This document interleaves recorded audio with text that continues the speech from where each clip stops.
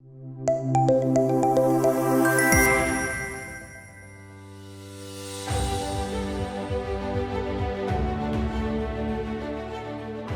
of honor in the house, Mr. C. Ravi Shankar, Secretary, Skill Development and Employment Department, Government of Uttarakhand. Ladies and gentlemen, can we have a huge round of applause for him? Also, I would like to invite our guest speakers, Dr. Sunil Rai, President, University of Petroleum and Energy Studies, Dehradun, and Mr. Gagan Agrawal, Head, Academic Partnerships, North and Central India, IBM Career Education. Along with these delightful dignitaries, I would also like to invite Mr. Kumar Chandan Anand, Founder, CEO and Group Editor, ArdorComm Media Group. So we all know that light and brightness are always equated with positivity. सूर्यकोटि समप्रभ निर्विघ्नं कुरु मे देव सर्वकार्येषु सर्वदा।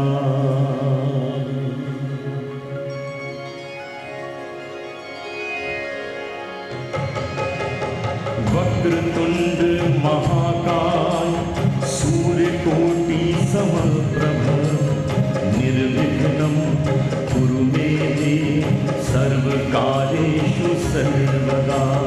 वक्रतुंड महाकाय सूर्यकोटि समप्रभ निर्विघ्नं सर्वकार्येषु सर्वदा।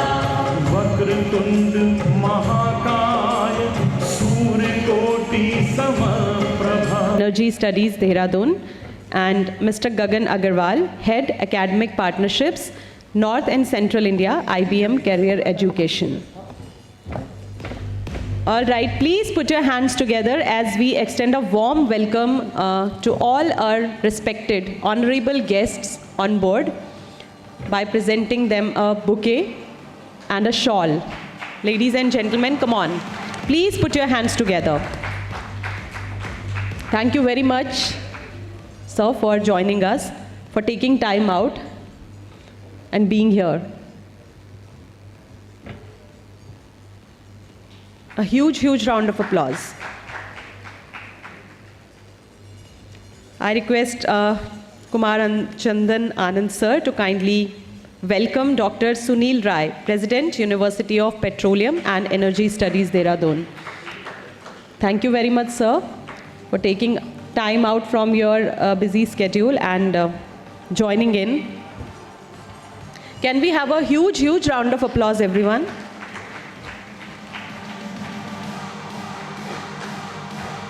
Then we have Mr. Gagan Agrawal, Head, Academic Partnerships, North and Central India, IBM Career Education.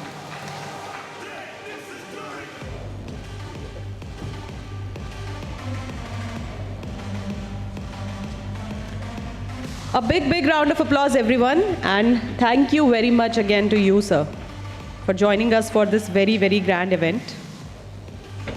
All right, so moving further, now I would like to invite Kumar Chandan Anand, sir, Founder, CEO and Group Editor, ArdorComm Media Group, to kindly take a step forward and give welcome remarks to everyone. A big round of applause. Good morning to one and all. Cheers to good health, happiness, and prosperity. We all have gathered today to witness one of the finest event in education. Our पूरा session तो serious होने ही वाला है because we all are academicians, educators, and representing KG to PG and skilling. थोड़ा सा humor लाते हैं. Let make this movement in the morning little light. एक शायरी की जुगलबंदी से let us start, and I need your participation in that thing. For example, how we will participate in this जुगलबंदी. जैसे अगर मैं बोलूँ कि हर इंसान में कुछ अच्छाई है और कुछ बुराई है. So अच्छाई है और बुराई है is a rhyming. It's going in a rhyming. So is this sentence correct? हर इंसान में कुछ अच्छाई है और कुछ बुराई है. You all agree? Now you have to answer this. जब ठंड लगती है तो रजाई है. I answered you. वो बहुत खुश है, शायद करेक्ट, शायद बहुत कमाई है, वो दुखी है, शायद कुछ चीज गंवाई है. Absolutely sir, I am in the right track now. उस मंजिल तक नहीं पहुंच पाया, बहुत कठिनाई है. उस मंजिल तक नहीं पहुंच पाया, बहुत कठिनाई है. मिठाई में तो बस रसमलाई है. दुनिया में हर चीज पराई है, सिर्फ एक चीज अपनी है और वो बहुत काम आई है. वो पढ़ाई है, और वो पढ़ाई है.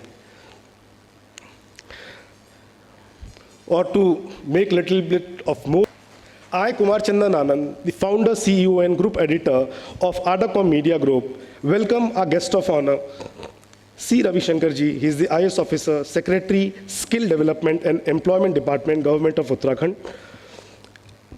I welcome our special guest, Bandana Gabriel ji, and Mukul Kumar Sati ji. Due to some engagement in their office department, I got a message they would be joining shortly, but they may not reach on time. Dr. Sunil Rai ji, President, UPES Dehradun. He is a guide to me, a father figure to me. Thank you so much, sir, for your encouragement, your support, and your blessings on us. I welcome Mr. Gagan Agrawal, IBM, Interactive Display Partner Samsung, Online Learning Partner Coursera, AI Connected Classroom Technology Partner Teachment, Enrollment Technology Partner Merito, Credential Partner True Scholar, Associate Partner SAS, Associate Partner Siddhant Knowledge Foundation, Exhibitor Alpine, Exhibitor Active Mind, and Supporting Partner Grey Quest. I welcome all our eminent speakers and invited guest delegates representing the education fraternity from Pan Uttarakhand and rest of India. I'm glad to see such a lovely gathering here. Before we start, let me invite your kind attention toward a small introduction of ArdorComm Media Group by playing a short video. Can we have that video?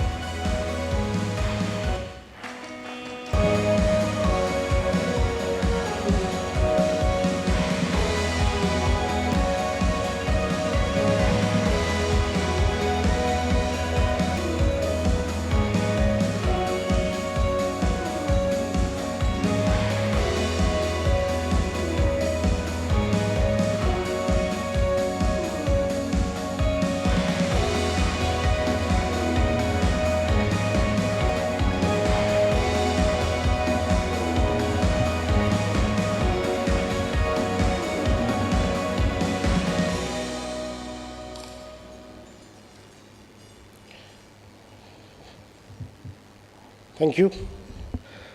So this, it's not only the education community, we are also working into the healthcare community, governance, media, entertainment and art, and human resource. Today we all have gathered to brainstorm on the theme of the event, Empowering Uttarakhand in the Digital Era, expanding boundaries of education, skill and employability. The key running on time. So, and please participate and cooperate in making the session run on time. And whenever you get time, I would also request you, there are two parallel halls. An expo hall is just next to it. There are many clients and corporates who have, exhibited their products and services and what innovative they are doing in the field of education. Please spare some of your time to understand and interact with these people also. That's the entire flow of the event. I may be emotional today in saying that the journey of ArdorComm Media has not been so easy for us. We all are young, passionate media representatives who somehow came together in the COVID era, in the second phase of COVID, and we ventured our organization as a media startup by the name of ArdorComm Media. In a short brief, I just explained, ArdorComm Media is a word of two words together, where Ardor dictionary meaning means passion and zeal, and Com stands for community and communication. That's how we started ArdorComm Media. And it was in a very tough phase of COVID-19, and it was actually a VUCA phase of existence.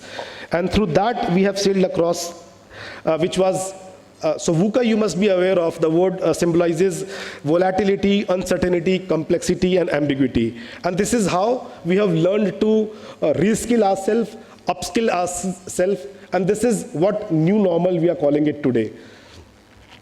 So let us wish that this summit will open the gate towards a sustainable education, opportunities of collaboration and networking, bringing hopes and positivity among the teachers, academicians, educators, and the entire education community. We have researched a lot and carefully chosen some very interesting and relevant panel session topics. Our special guest and guest of honors are the eminent speakers and stalwarts of the industry. We are shortly going to witness some meaningful and great deliberation, and I'm hopeful that we all will enjoy, we all will learn, and we all will enhance our knowledge from today's session. So I would also request to kindly visit the social media handles of ArdorComm. If you're there in Insta, YouTube, Twitter, or LinkedIn, you just have to type ArdorComm, and you will find the page of ArdorComm Media. Every single speaker and delegate has been promoted over there. I would request, where my team could not find you, tagging you, please tag yourself and tag your institute. So let the world outside this gray or black and white hall understand why we have taken leaves from our respective offices and why we have gathered today, what discussions we are having. This information should pass on to the students, the faculty, and the stakeholders who are connected with your institutions and you. Thank you so much, audience. And we need your participation for throughout the day. Now I may invite Priyanka to please take the session forward. Thank you so much. Thank you very much, Anand, sir. So next up, I would like to request Mr. Gagan Agrawal, Head Academic Partnerships, North and Central India, IBM Career Education, to come forward for a keynote address. Ladies and gentlemen, let's welcome him with a huge round of applause. Good morning, everyone. Dear organizers and honored dignitaries on the dais, as well as off the dais, it's a pleasure to be here speaking to you all. I tried to keep my address very brief in interest of time and interest for everybody, because I know we have several sessions planned for the rest of the day. I have also been asked to give a keynote presentation, so I'd save my content for that presentation. Personally, Uttarakhand is very close to my heart. I did my schooling here in Mussoorie. So, and having come from a very small town, Mussoorie was the first time when I stepped out of the small town, saw the world at large, and it was the learning, it was the beginning of true learning that happened for me. For the first time in my life, I had access to a robust library, diverse set of students who have come to this boarding school from all over India, and so on. And from that, my journey started, where I never stopped learning. So personally, I'm very invested in Uttarakhand and making the youth empowered in Uttarakhand. As IBM Career Education, we are truly committed to work with academia, EdTech, and other organizations, even developer community, to empower them, give them access to emerging technologies, upskill and reskill all of them. Although our activities span all of India and world, Uttarakhand, as I said, holds a special place. We have been active in Uttarakhand for more than 10 years now. We have been working very closely with many universities and colleges in Uttarakhand. In fact, just yesterday, I have had a discussion with VC of one of the major universities in Uttarakhand, where we are tying up and launching new programs for empowering and upskilling of the youth in Uttarakhand. This would directly impact more than 30,000 students in Uttarakhand. Of course, I cannot disclose the name of the university as of now, but it is a virtual internship program that would directly impact more than 30,000 students here in the state within next 6 months, and these students would stand a chance to get stipend and receive other hands-on training from IBM. So that is the kind of vision we hold for Uttarakhand, and we are working very closely with various organizations. We are also reaching out to government bodies and hope to work with Uttarakhand government as well for skilling and development of students. Not in Uttarakhand, but in one other state, we are working towards setting up the true AI campus or the first AI university in India. And we hope to replicate the model soon in Uttarakhand itself.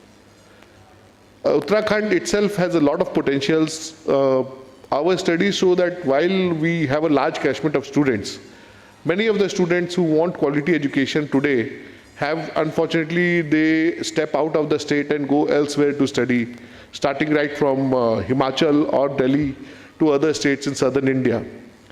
We are committed to changing this scenario for the students, and over the last 3 years, 4 years, we are seeing slow but gradual shift in the trend, where increasingly students are opting to get admitted into universities based out of Uttarakhand, Dehradun or nearby areas to get this quality education. And that is very encouraging for us as well as the local universities, I am sure.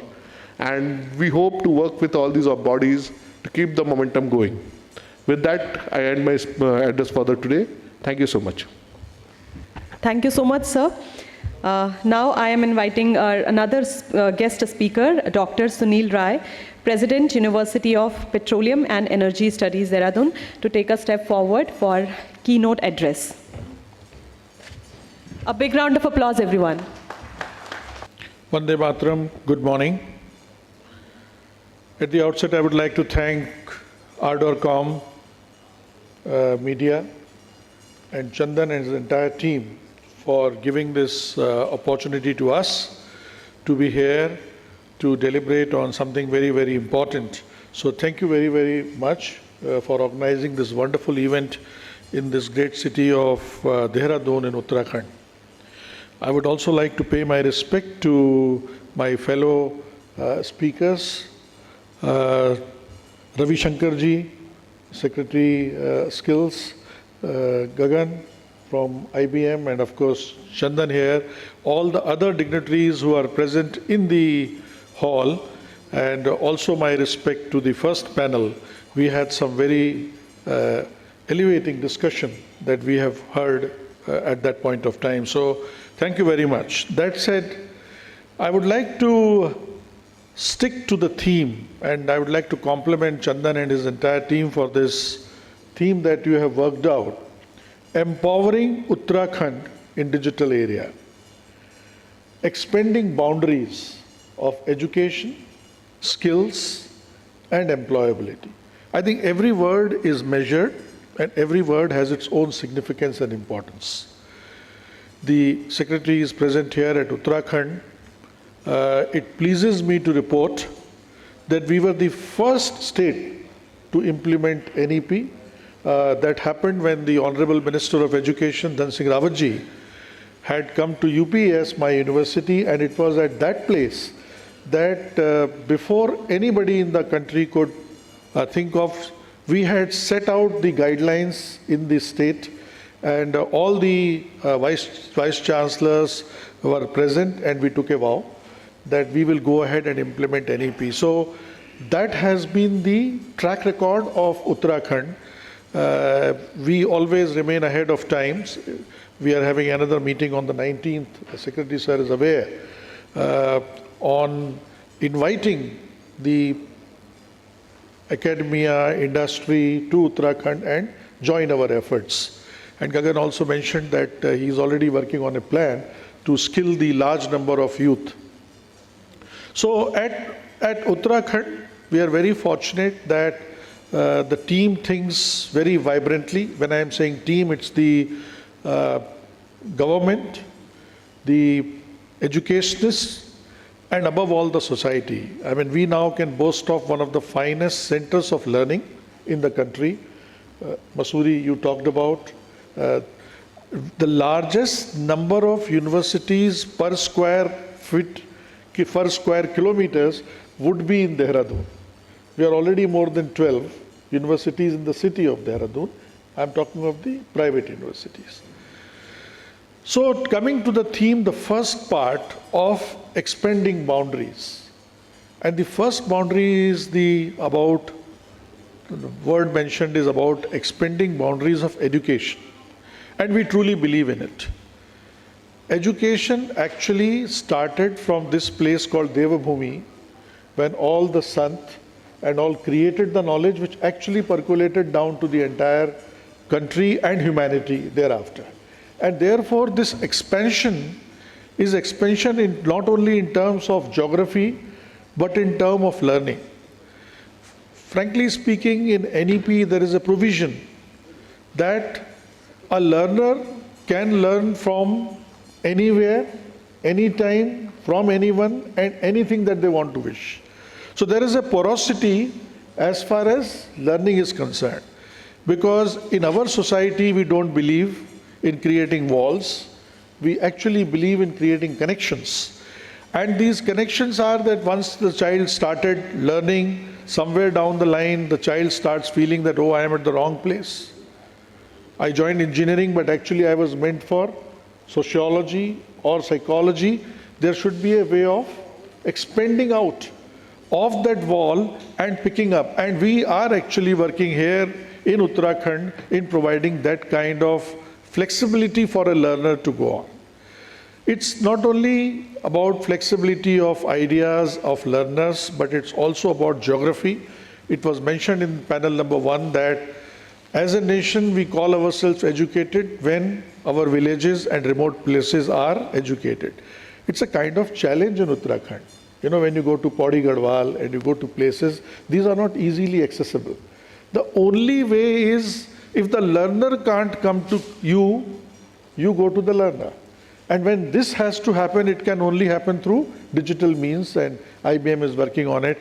It's possible today to create virtual classrooms anywhere using AR, VR, metaverse. So therefore, a class can be created where the learner is. And the learner can feel that I'm already amongst thousands of people. Now that's the kind of expansion that we are looking at. It's a mindset problem. The mindset is more, and I can say it with a lot of conviction, the mindset problem is with we teachers. Whereas teachers, we are not comfortable. Oh, if I don't see the student, if I can't feel, if I can't touch, then how in the world am I going to ensure that the learner is learning? I think so the first thing is about this expansion of education to anyone, anywhere, inwards and outwards. And it was mentioned by the headmistress of Donsbridge in the panel discussion before, that these are days of collaboration and not competition. And we as a nation can ill afford to actually create multiple resources. If there is a lab that has been created in Roorkee, which is just about 30 kilometers, why somebody should duplicate that lab here in Dehradun? Why can't the same lab be shared? And now today IT permits, the technology permits. So basically it's a mindset, we have to move out and come out of collaboration, then only these boundaries of education will be expanded. So what I am suggesting is that let us collaborate and let us be purposeful. The purpose is about facilitating the learner to learn. It is not about teaching or giving certificates or degrees or things like that. So that's the first expansion that I am suggesting as far as expansion of education is concerned. That brings me to the second suggestion that is made about skills. I mean, our Secretary Skills is here. We are in the state and also in all our educational institutions. We are actually paying a lot of attention to skilling, reskilling of people at every age. I was myself summoned, sir, by the Chief Minister about 3 years back in his earlier term. And then he said that we would like UPES to take on this initiative wherein we are basically trying that to do reverse migration in Uttarakhand, where people who have gone out should come back. And therefore, one of the small suggestions amongst many was promoting homestays. Now, when you promote homestays, people have to learn. First, you have to learn the housekeeping of how to keep these homestays international class. Then you need to understand about the hospitality, how to manage the guests. You have to also understand about logistics as to how would you get them from place A to place B and so on and so forth. And then finally, how do you do marketing? Because ultimately you have to be sustainable to earn money. We created a complete module, sir, wherein we will train, skill people in all these levels, from the level of housekeeping to marketing. And the targets are very high and the state. Just one example I gave you, there are many such examples in the technology area and so on and so forth. Now, skilling, important aspect is again the technology. I suggest that we should use technology for profiling our students. It is possible with using AI to profile students. Let us not teach the student what we can teach. Let's facilitate the student to learn what the person wants to learn, how the person wants to learn. And using AI, one can always profile the students about what student wants to learn and skill the student in the aspect that the person is actually liking to do. It was mentioned by him about Arjuna learning the art of theaters and so on and so forth. You don't know at what stage what would you need in life, and therefore this skilling, continuous skilling, and one doesn't have to actually prescribe. The good part is that we are very fortunate that our youngsters are the best in the world. I take pride in it. They are the most intelligent youth anywhere in the world. All of us agree? Our children are the best, and therefore they don't need one Sunil Rai to tell them do this, do that, learn. We facilitate and they would learn. So the second aspect is about the skilling. Facilitate the skilling for the student, by the student, using technology. And the final word is about employability. I'll be very short to say that all that we need is about, the companies like IBM and the greats, they keep telling us that 80% of the jobs which are there today will not be there after 5 years. So then what are we preparing the students for? We are preparing the students for life. And that's what used to happen in Gurukul.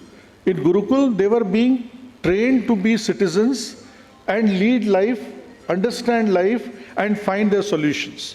So for employability, we need not give them some hard skills and bounded skills. Basically, we have to make them people who will find solutions for themselves. So solutioning is the key to employability. Because you never know when you join the corporate, when you join your work life, how world would change, how technology would change, markets would change, opportunities would change, and so on and so forth. So for all the three things I just talked about, cooperation for the first as far as expanding boundaries of education, using of AI for profiling as far as skilling is concerned, and making our students solution architects, who can find solutions is the way to employability. Few of my thoughts, I thought I will put it. Thank you very much. I once again thank ArdorComm for giving us this opportunity. God bless. Jai Hind. Thank you so very much, sir. Moving further, I would now request our guest of honor, Mr. C. Ravi Shankar, Secretary, Skill Development and Employment Department, Government of Uttarakhand, to come forward for keynote address. Everybody, please put your hands together. Respected dignitaries on the dais and esteemed dignitaries from various institutions, various industries, and all the invitees to this particular summit. A very good morning to all of you. At the outset, I would like to thank ArdorComm Media for having organized this session.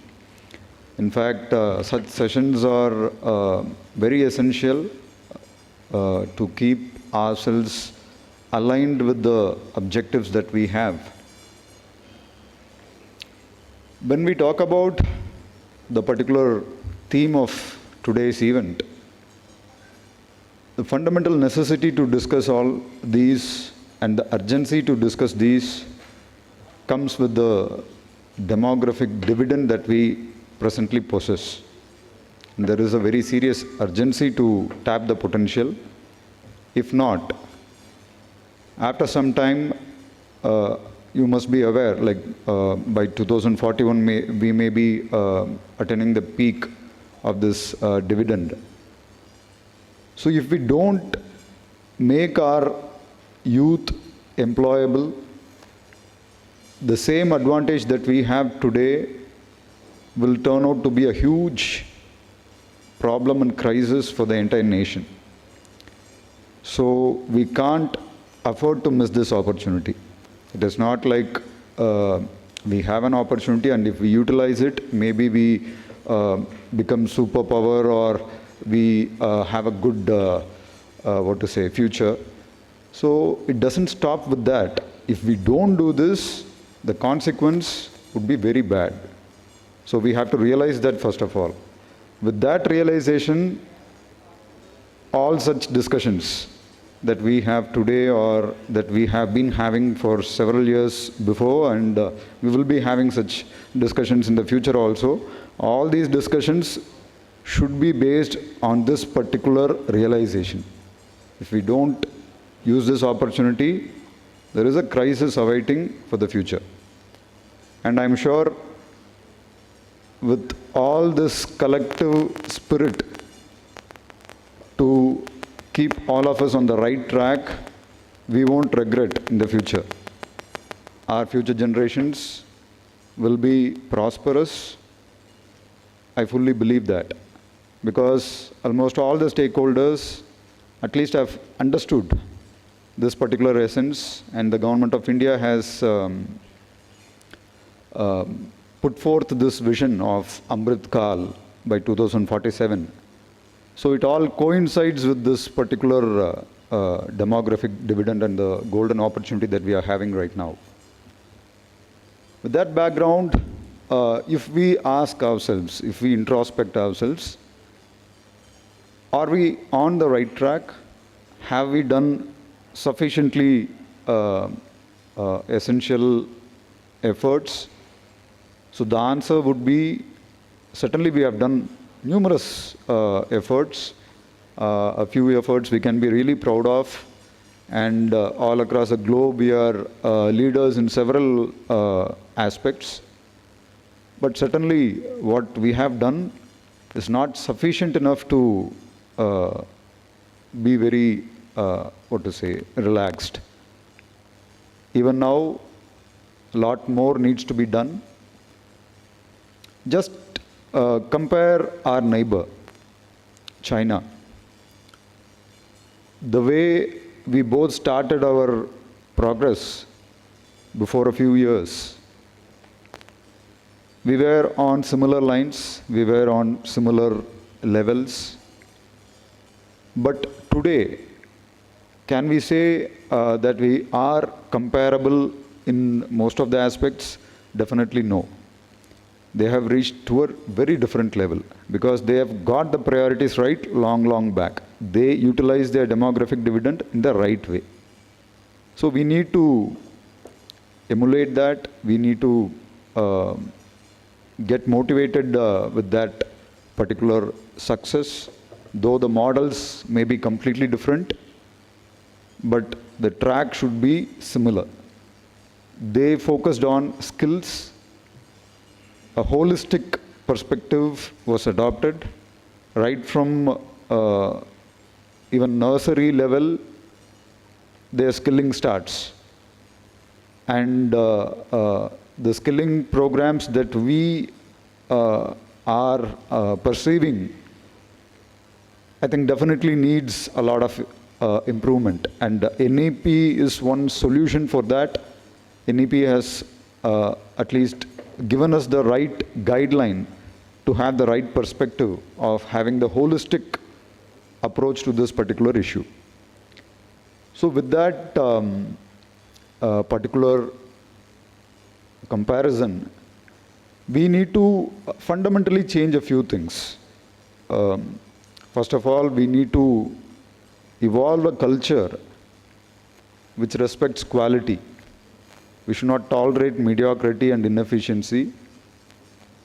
So far, if we look outside or look around, it is not the case that we are respecting the quality in all the aspects, because skilling is a lifelong learning phenomenon. It does not stop with your school, or it does not stop with the college, or even at the job level, it does not stop. But for those who have got employed already, if we introspect ourselves, do we keep ourselves upskilled to the assignment that we are doing? At least in the government sector, I can be very sure that most of the job roles that we perform, we don't do that upskilling regularly. At least at the top level, maybe a few positions, they get frequently trained and updated in the latest emerging technologies. But most of the entire workforce do not get that opportunity. Lifelong learning only will come out if you have certain standards. If you don't, if you are comfortable with mediocrity, then you won't realize the need for this lifelong learning. So first of all, this culture has to get better. If we need to do that, we have to start at a very, very early stage, at a budding level, right from the nursery level. So that is essential. And whenever we talk about such particular aspects of how to empower a particular region or a particular set of people, these days everyone is like carried away by this trend of artificial intelligence and all the huge transformations that are going to come. But again, we have to pause and reflect. Artificial intelligence, we are talking right now, and everyone is like, what to say, trying to catch the bus and try to get themselves updated. But when you try to master these games, probably when, after some time, when we are going to master that game, the rules of the game will change. Presently, you must be aware, a few of you may be aware of the advantage that our neighbor possesses in terms of rare earth minerals. It doesn't start, it did not start very recently. They had this vision, they had started long back, and today they have that advantage. So when you all of a sudden awaken and look at your priority, then you realize that someone else has got that advantage. Similarly, when you are going to just go with the trend, we may miss our priorities. So we have to pause for some moment. All these good ignited minds from various institutions, you have a lot of field level experience. So we need to collectively think about certain things. The future is going to be very uncertain. We can't prepare our workforce, which is completely future-proof or future-ready, because when we are the present curriculum that we have, maybe I'm not telling about this NEP, the curriculum that we had before NEP may not be relevant for this particular times. The times are different. They are changing very fast. But there are certain aspects that won't change. Those fundamentals we need to strengthen. I was happy to listen to one of the speakers earlier and one of the panel speakers earlier, that collaboration has to be the spirit rather than a competition mode. The kind of example that my previous speaker told, if we collaborate and not duplicate our efforts in creating more and more infrastructure. For example, a kind of institution like UPES may be having a very robust lab facility. A government institution in the nearby vicinity may not be having such a lab facility. So why not we collaborate? Why not we pool the resources? Because we are not competing with each other. all of us are in the same boat and we all have a common future.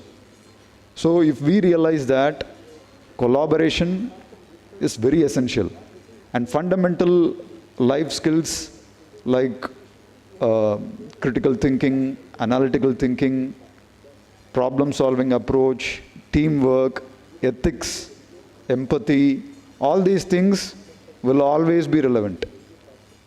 Whatever kind of technology comes, these are the essential things that will always be relevant. Let us focus on them.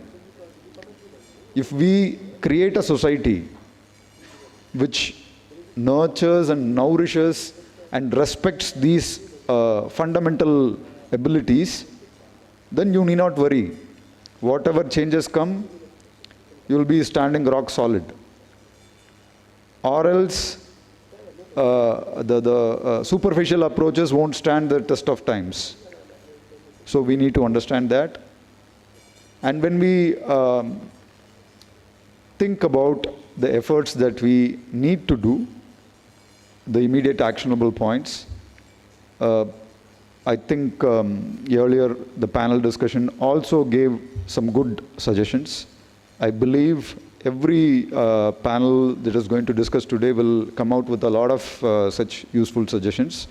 So let us hope that we will be having a clear, immediate actionable points for the short term and a long-term actionable points also. From the side of government, we are handling skill development. So, because I don't take this opportunity to just say what we are doing just for the sake of saying it. I just want to share this thought because it has other implications as well. NEP promotes a concept called dual system of training, DST, where 50% of the education is done in the industry. We talk about employability, and we know there is a huge gap in our system where after getting educated even in the best of the institutions, when a person goes to the industry, there is a gap. Maybe with premier institutions like maybe INIs, the gap may not be huge. But when we talk about other institutions, the gap is so huge. So we need to address that particular gap. So for this particular objective, NEP suggests adopting dual system of training, where 50% of the training is done in the industry. So this year, more than 30 ITIs, we have collaborated with several industry partners like Tata Motors, Hero, Mahindra & Mahindra, Bajaj. They have come on board, and from the next academic session, which is starting in August, so around 30 ITI students will be studying 50% of their course in the classroom and rest of the 50% in the industry. So they will be actually learning how to work. So that is the education that we are going to focus on. So similar opportunities should be there with all the kind of courses in all the kind of colleges. So I expect that this forum takes it up and discusses and comes out with some meaningful collaborations in the future.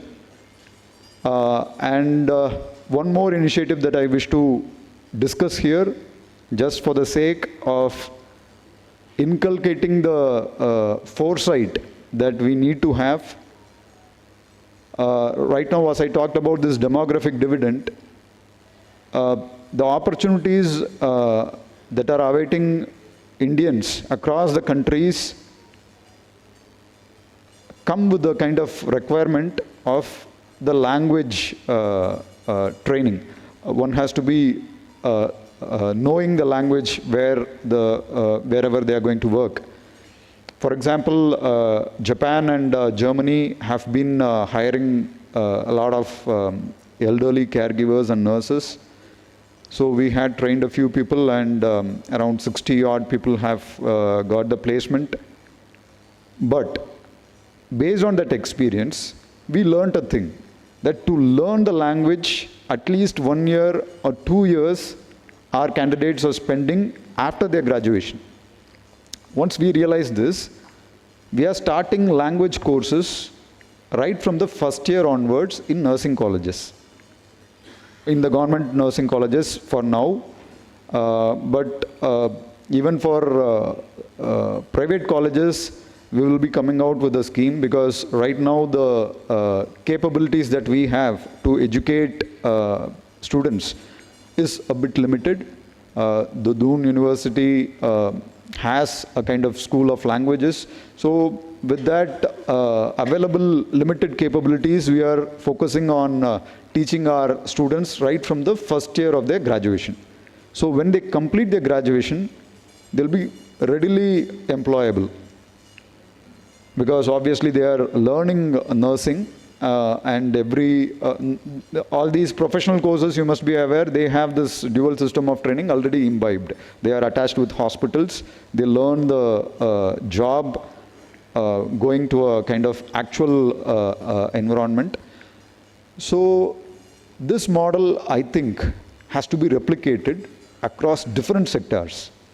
We can't wait, we can't miss the opportunity, because whenever there is a kind of vacancy that is getting available, when I compare the entire country, there are a few states that have a huge advantage over a few others. Immediately they tap the opportunity and they get the employment. All the better employment opportunities are taken away by those who are well prepared. And those who are not prepared, they miss the bus. And every opportunity is going to transform that particular family, maybe for generations together.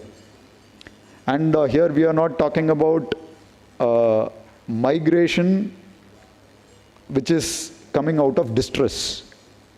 This is a kind of migration for prosperity. And when we talk about reverse migration, and when we talk about tapping Uttarakhand's core potential, we certainly have to do a lot of reskilling, essentially for the lifeline of Uttarakhand. For example, Chardham. When you go to the Chardham districts, you can find a lot of dhabas across your around the roads, and you can see a lot of taxi drivers. There are multiple kind of employments associated with it. So we need to focus on those job roles, and we have to reskill and make them attain certain standards. The standards, again, we do have NSQF and we have NCRF. I hope everyone must be aware of that. We need to create that culture. Any kind of training that is going to happen here should be NSQF aligned, and those credits have to be accumulated in the ABC. And these things have to be a kind of way of life for us. It should not be some imposed kind of initiatives. We need to own it up, because it has a lot of benefits for the entire country altogether. So with all these thoughts, again, I expect and wish that today's discussions by various speakers will give us a lot of practical suggestions which we can adopt in our policies. So with that hope, again, I thank ArdorComm Media for having organized such a session to bring in all these minds from various places. And I strongly believe that this will certainly have an impact on our objective towards achieving the fullest potential of our demographic dividend. Thank you. Thank you very much, sir, for sharing your thoughtful views and suggestions with all of us. Now taking this session forward. Now I would like to request Kumar, Chandan, Anand, sir, to kindly felicitate our guest of honor, Mr. C. Ravi Shankar, sir, by presenting him with a certificate of appreciation as a token of love and respect. Huge round of applause. Thank you very much, sir, again for joining in. Again, I would like to request Chandan, sir, to kindly, ladies and gentlemen, please put your hands together for everybody on the dais. by presenting him with a certificate of appreciation. Can we have a round of applause?